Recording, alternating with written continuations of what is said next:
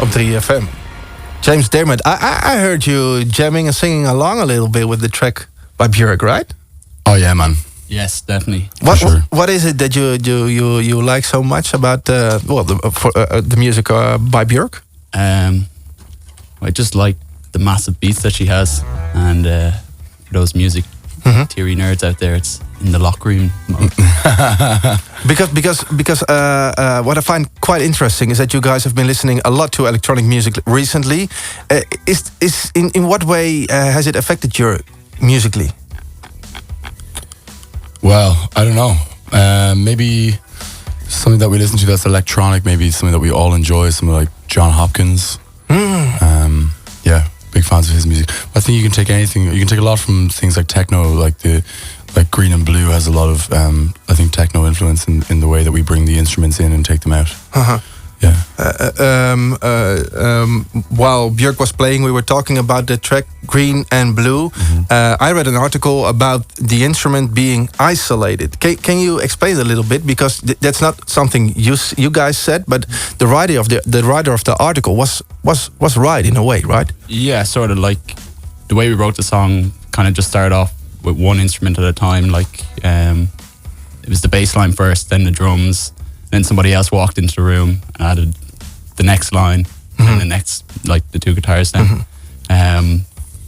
Yeah, we were kind of conscious of everything, just the one idea and just kind of just building the wrong, instead of like going into different sections and changing up, just stick to the same thing. Yeah, we've been going through like a bit of a creative drought in our short lifetime.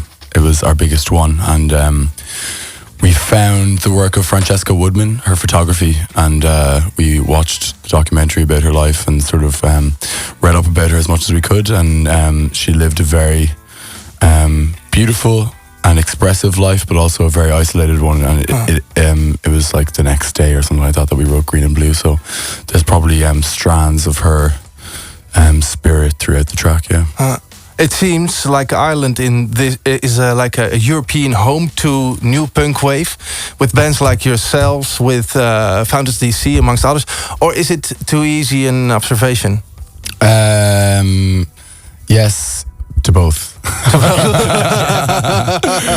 So the first one, is it a home to a new wave punk?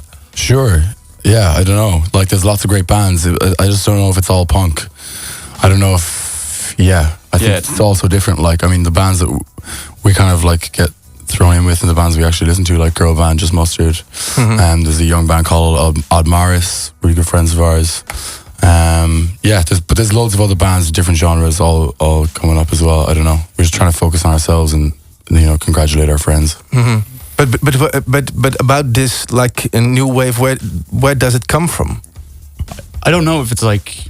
I think punk is just the label that's just been smacked on, because it's just like, I think the word punk is used like whenever there's a sense of urgency to the music, and I think there is a sense of urgency to the music, so it's reflective of our society maybe. Yeah, but what is the urgency? Because you've said before that the social climate in Ireland and Dublin has an effect on you guys. Can you give some examples?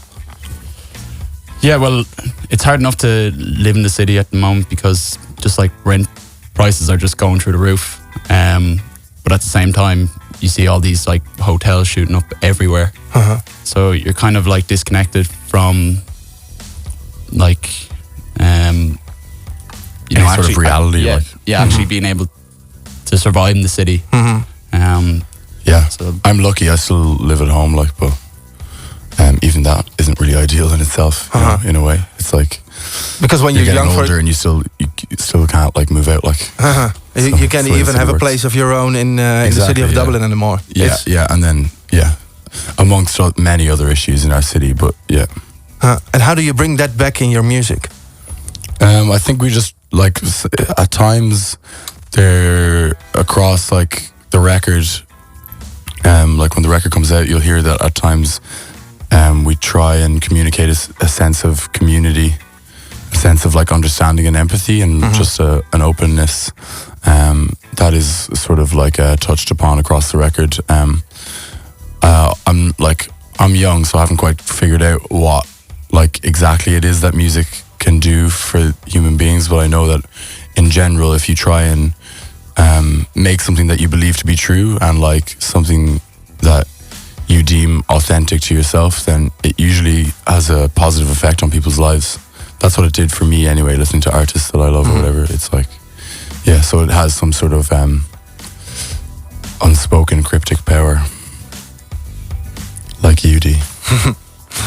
You already mentioned the album. It will be out on August 16th. You work with producer Flood, who has previously worked with Smashing Pumpkins, U2, Sigur Ros, The Killers and Foals, to name a few. Why did you guys want to work with him specifically? We just knew his days were almost numbered, so we thought, You have to give him a dig we out. better get in there fast. Yeah. So you called him. I mean, it was just like You looking called at, him and you said, yeah. "Oh, we heard you're about to die." Looking at him and Mulder was kind of like looking at those two old dudes in Sesame Street in the window, and you were just like, if someone doesn't get them some medicine soon, we better make this fucking record right now, you know? It's like throwing out the sandwiches at the end of the day. Yeah. Might as well go So for it. you told him, of course. Yeah, I know this. Man, to be straight, like Flood was so enthusiastic to work with us that he wouldn't stop annoying us about it. Our manager went and like showed him some of our tracks. He was so into them.